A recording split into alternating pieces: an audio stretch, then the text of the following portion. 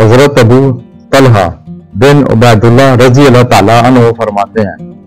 کہ میں اپنی زمین کی دیکھ بھال کے لیے غابہ جا رہا تھا تو راستہ میں رات ہو گئی، اس لیے میں حضرت عبداللہ بن عمرو بن حرام رضی اللہ تعالیٰ عنہ کی قبر کے پاس ٹھہر گیا۔ جب کچھ رات گزر گئی تو میں نے ان کی قبر میں سے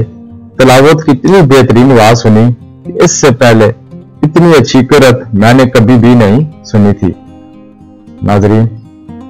واقعہ مکمل کرنے سے پہلے آپ سے گزارش ہے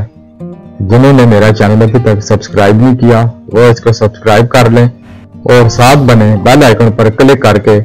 آل نوٹیفیکیشن پر کلک کر دیں تاکہ میری ہر نئی آنے والی ویڈیو کا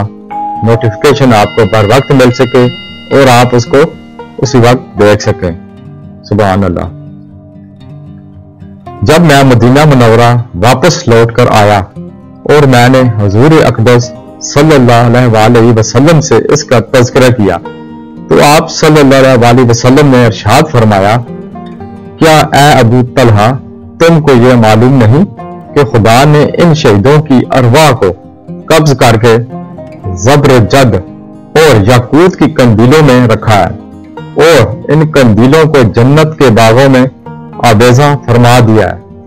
جب رات ہوتی ہے تو یہ روحیں قندیلوں سے نکال کر ان کے جسموں میں ڈال دی جاتی ہیں، پھر صبح کو وہ اپنی جگہوں پر واپس لائی جاتی ہیں۔ سبحان اللہ۔